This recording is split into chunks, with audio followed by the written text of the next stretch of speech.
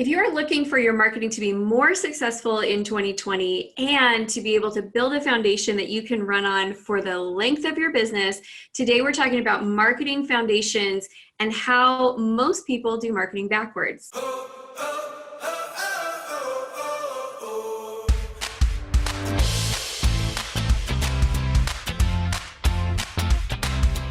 Ilise Benun is the founder of marketing-mentor.com, the go-to online resource for creative professionals who want better projects with bigger budgets. She's also a national speaker and author of 7 books, including The Creative Professional's Guide to Money and 3 online courses via Creative Live, all tailored to meet the needs of creative professionals. Since 2008, she's hosted the Marketing Mentor podcast, and her newest project is her role as business coach for the Savannah College of Art and Design. Ilise, welcome. We're so excited to have you on today. Thank you. It's my pleasure. Thank you for the invitation, Amy. You're welcome. I love that you're talking about this concept of doing marketing backwards, because I see so many people make this mistake and it costs them so much time, so much money, so much frustration. So would you like to start off by explaining what you mean when you say we're doing marketing backwards? Yes.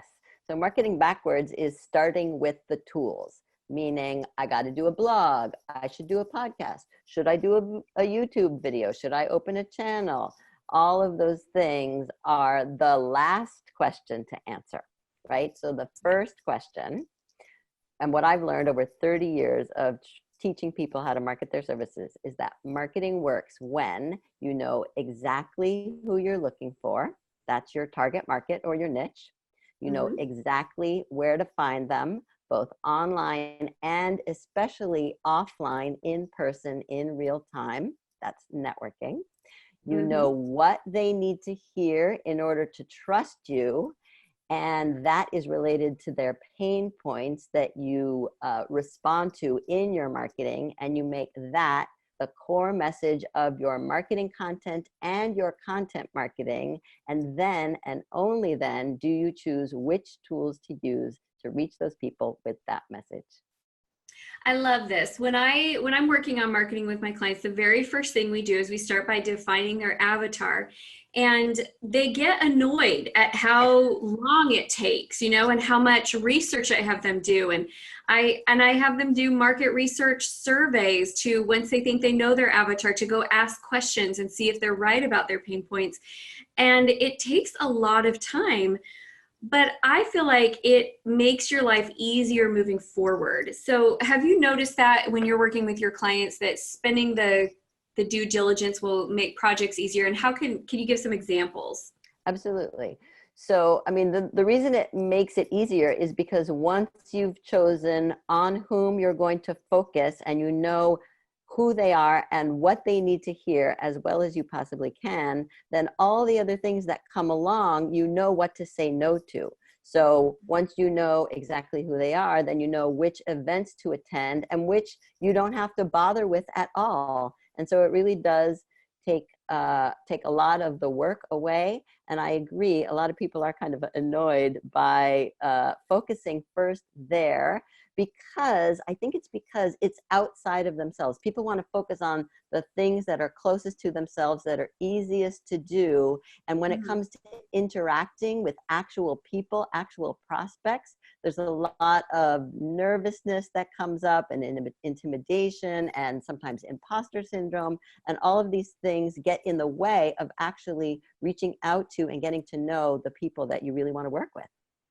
Yeah, the other thing that I have found is when you spend the time to do your avatar work and really identify who that client is, somebody else has already gathered them. And so you can tap into other organizations. Like you'll find an association that has all of your people, or somebody that you can collaborate with that does a different piece, serves a different piece for that client than you do. And so you can collaborate together. And that for me has made life so much easier than trying to gather everybody on your own. Another challenge that I see clients have, and I wonder if you hear this as well, is they don't like to exclude. They feel like by getting real specific with their niche and who they work with, that they're somehow excluding other people, or they have a product that would serve a lot of people, but they struggle to niche down. Have you noticed that? And what advice do you give? Yes, absolutely. Nobody wants to alienate anyone. And I think often because if you're not doing your marketing consistently, then you feel like you have to take every single thing, every single person that comes along. And just in case someone comes and they're not in your niche, they're going to walk away without even reaching out to you, which is probably not actually going to happen. So the advice I give people is that you use language that speaks to and attracts your ideal clients, and there is a way to do it without alienating everyone else. And there are lots of different approaches, but the more you can focus, the better. And I feel like the process of focusing is a very long process. And so the longer you're at it, the more narrow you go. And again, in my 30 years, I mean, it took me the first 15 years to figure out creative professionals. And then little by little, I just narrow more to designers and coaches and copywriters. And then I'm speaking directly to their needs. And the really important thing about that is that you want people to say, when they land on your website, this is exactly who we need, because you are speaking their language. Absolutely. I love ice cream. I'm going to use my ice cream example here. I love ice cream. So my first jobs as a teenager were all working for ice cream places, which was dreamy because I could get ice cream every day at 50% off. And so in the shops, what I noticed was we went through more vanilla ice cream than anything else, but rarely did anyone come in and ask for vanilla ice cream. They would come in and they would ask for something really specific. And I think today in marketing, there is a lot of vanilla messaging that sounds real similar. And a lot of people who have positioned themselves real similarly, so that when I look at it, I don't really know that there's a big difference between person A, B, and C. And so then what happens is I just start shopping for cost. Whereas when you come in and you are the Swiss orange dark chocolate chip, somebody knows that you're exactly what they want, and they came in specifically looking for you. And I think people are afraid to be that bold and stand out that much because they don't want to miss opportunities.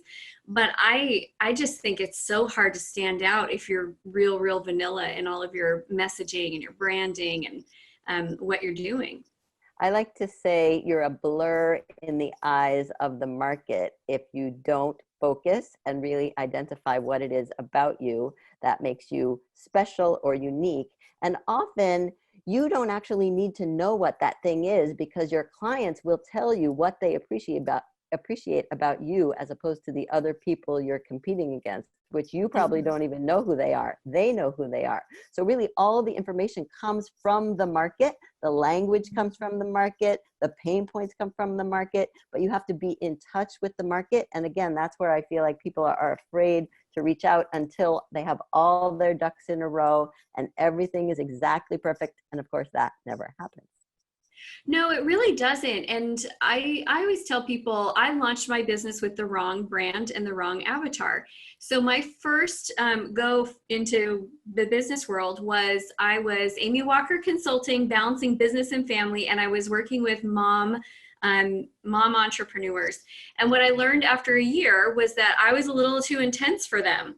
And I overwhelmed them because a lot of them wanted to dabble, and I don't dabble in anything. Like if we're doing it, we're all in. So I was a little too intense for them, and they were a little frustrating for me to work with because I felt like, why are we still talking about this? We talked about that 3 weeks ago. That should be handled, but here's the thing.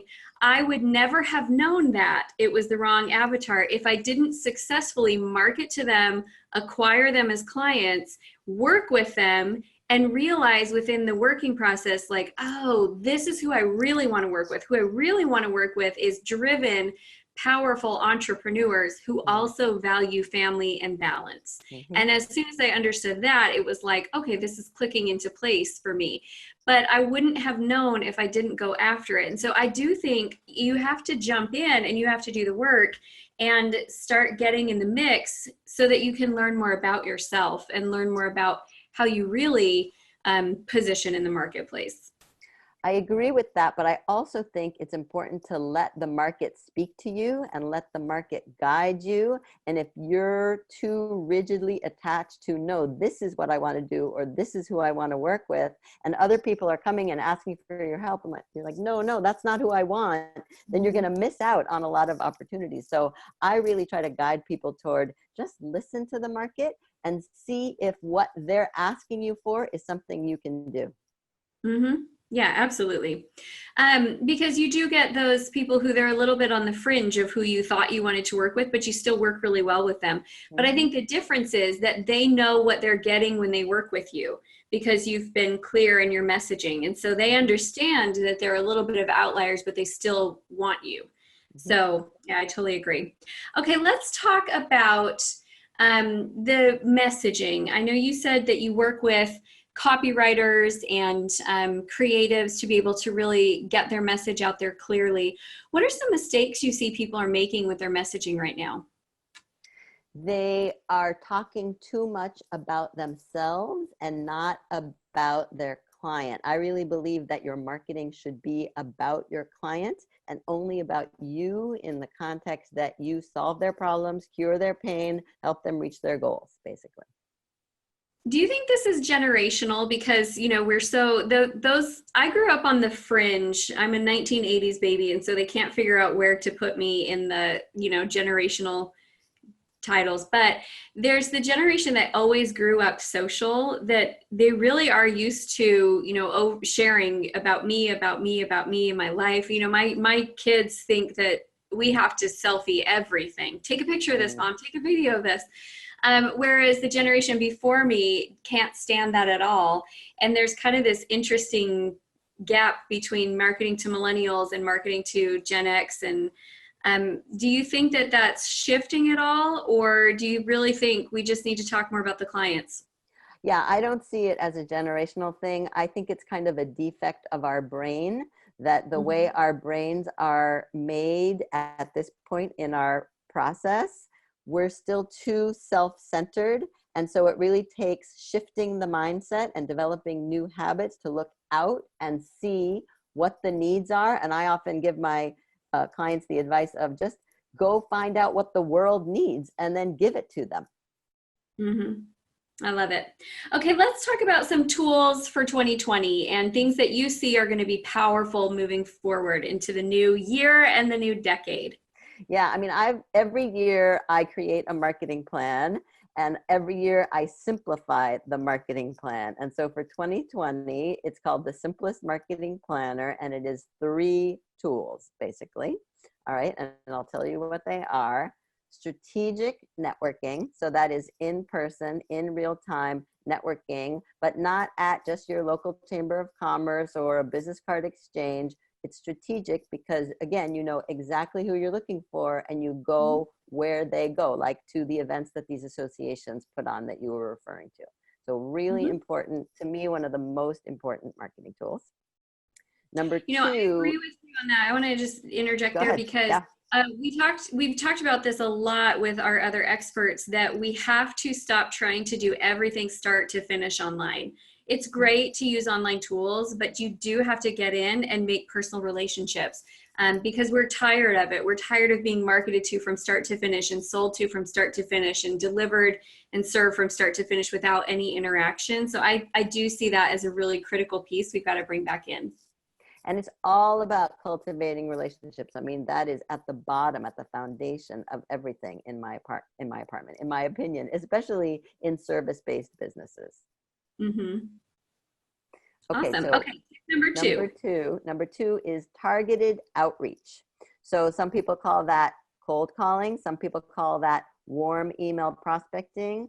I think about it as you very carefully choosing the people you want to work with that you are best suited to serve, and then doing hyper customized, super personalized outreach with a lot of research behind it, where you reach out to them and you say, I see what you're doing. We have this in common. I know I can help you. Are you interested in talking about how? I've got ideas for you, whatever that message is, but it's really hyper personalized, and you can do it through, and you probably should do it through LinkedIn, email, and especially more and more lately, snail mail, lumpy snail mail. Well, have you, Stu Heineck, we interviewed him as part of our segment as well. Have you read Stu's book, How to Get a Meeting with I have. Anyone? Mm-hmm. Yeah, it's that exact topic. It's so much more effective and efficient because of that targeting, which leads you right back to the very beginning of we have to know who we're working with because then everything becomes easier from there. I love it. Exactly.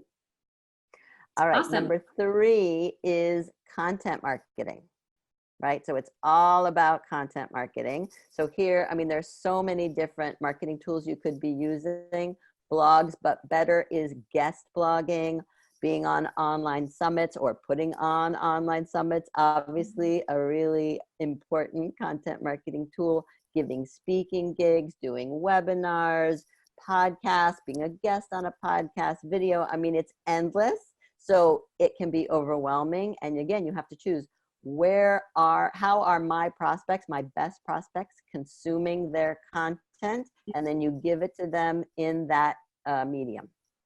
Absolutely. And I have to say, I am so grateful to be doing business in this time because we have more options at our fingertips than, I mean, even 15 years ago. There's so many more ways to get your message out, and it's more accessible. It's easier to get on these platforms than it was before. Mm-hmm. So I agree that you've got to just really narrow in on what are the right ones for you. And I encourage all of you who are listening to lead with your strengths. You know, if you're more comfortable talking than you are being on video, that's great. There's so many opportunities there. If you're more comfortable writing than you are talking, there's great opportunities there. So you can really lead with your strengths and jump in. And there are so many different ways for you to gain visibility on your business. So I love it. All right. I know that we are out of time, which is a bummer because I feel like you have so many more good things that you could share. But why don't you go ahead and tell all of our viewers and listeners where they can get in touch with you next? So all of my content lives at marketing-mentor.com, and I put out an email newsletter called Quick Tips from Marketing Mentor, and that's the best thing to focus on. But I am offering a freebie, which is a 1-month version of the Simplest Marketing Planner, which shows you how to use those 3 tools that I outlined, and that's at the link. Awesome. Yep, and that link we are going to drop into the chat here, into the comments. But I'll tell it to you as well. It's http://gettalk.at/SMP2020. So again, we'll drop that link in. Elise, thank you so much for being on with us. I really appreciate your time and your expertise. And if you ever need a guest speaker down there at SCAD, I'll come and make a free vacation out of it. It's a beautiful city. So thanks so much. Sounds good, Amy. Thank you.